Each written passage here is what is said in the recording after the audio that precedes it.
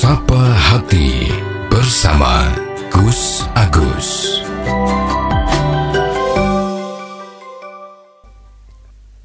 Assalamualaikum warahmatullahi wabarakatuh. Alhamdulillah, bismillah, wala haula wala quwata illa billah. Sobat Dimas Diajeng yang berbahagia, marilah kita senantiasa panjatkan puji syukur kepada Allah Subhanahu wa Ta'ala, yang mana atas limpahan nikmat yang Allah berikan kepada kita, khususnya adalah nikmat iman dan juga kesehatan. Alhamdulillah, sampai dengan hari ini kita masih bisa berjumpa kembali.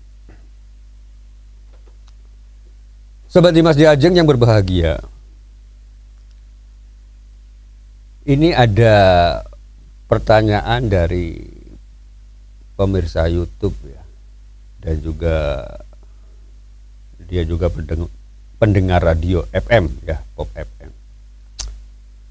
Beliaunya namanya Pak Ajis ya, Pak Aji, dari Pendekersana Brebes ya. Beliau bertanya soal masalah bagaimana sih kalau suami istri itu sama-sama bekerja, sama-sama punya pendapatan, kemudian pendapatannya ini, uangnya ini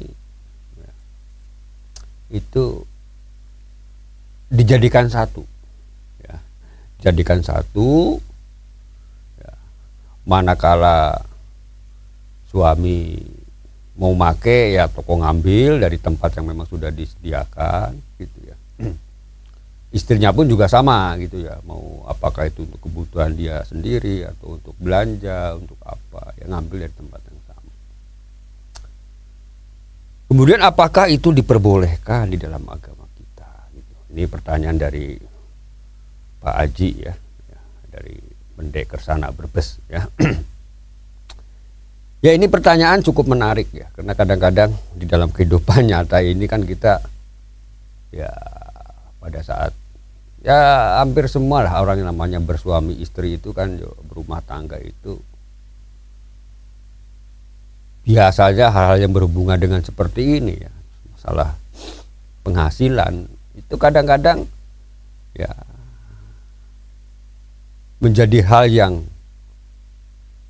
terkadang menjadi baik gitu ya, terkadang menjadi dasar daripada perpecahan di dalam rumah tangga itu kalau dalam penggunaannya itu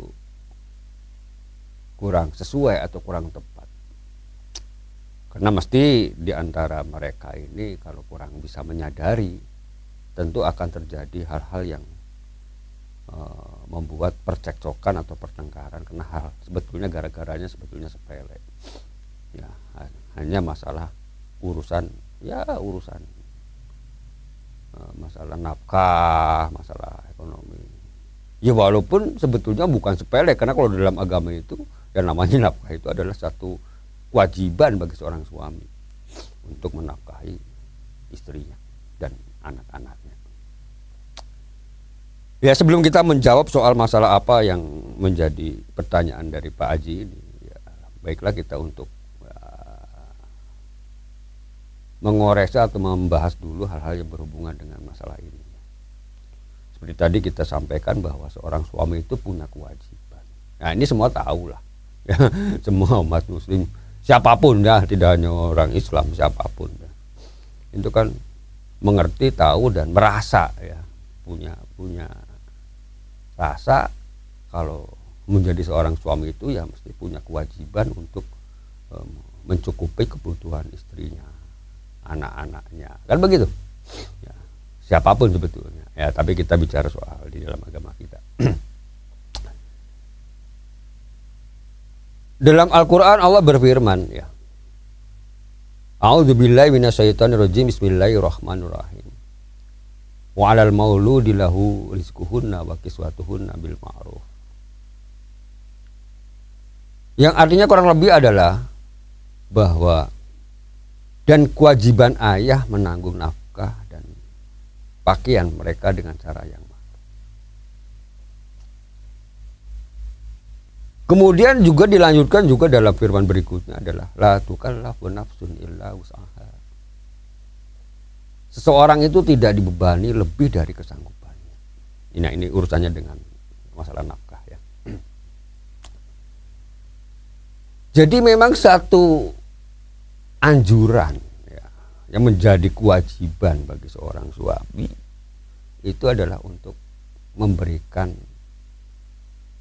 nafkah yang cukup ya, secara makruf. Nah, ini kan di sini kan secara makruf ya, baik itu kebutuhan pakaiannya, kebutuhan papan gitu ya.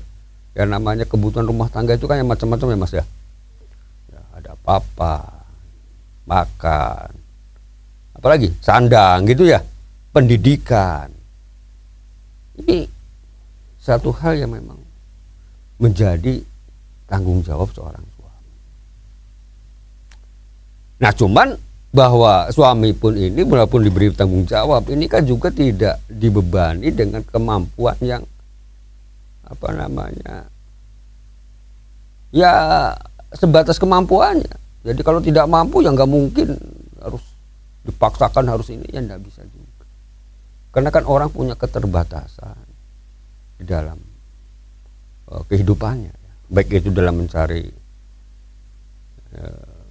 rezeki ya, mencari nafkah, itu kan punya keterbatasan. Sekarang ambil contoh misalnya ya, ini tidak merendahkan seseorang, artinya kalau misalnya hanya sekedar seorang buruh biasa gitu ya.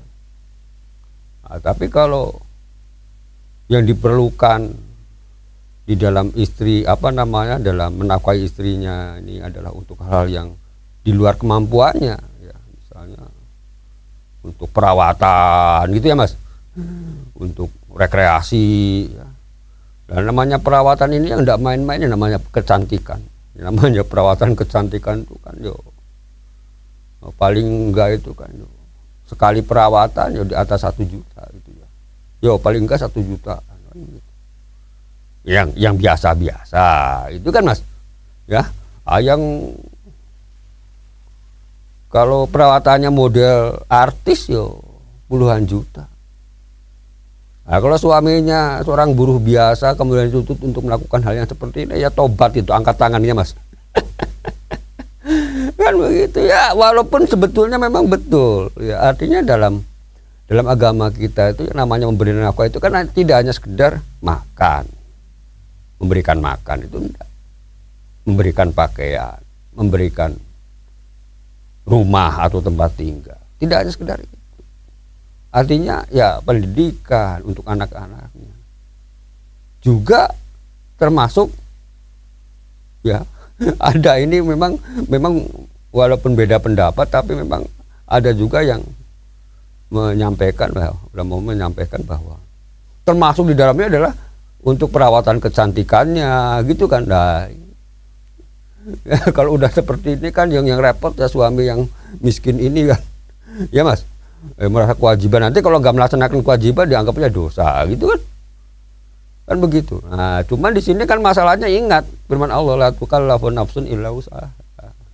Jadi seorang itu tidak dibebani lebih daripada kesanggupannya. Sanggupnya cuman ibaratnya ngasih sama keluarga atau istri itu untuk nafkah ini, misalnya hanya mampu 500.000, ya udah, mau gimana lagi ya. Artinya disinilah sebetulnya di dalam agama itu ya, kalau kita bicara soal masalah ini ya, ini seorang apa masalah hukum itu kan jelas. Nah, hukum itu kan hitam putih ya, nih ayo A nih B yo B gitu kan Mas ya, itu kan hukum ya. Kalau hukum itu saklek seperti itu, yang kita lakukan hanya kita memandangnya sebelah mata saja, dari satu sisi saja, ini bisa bahaya.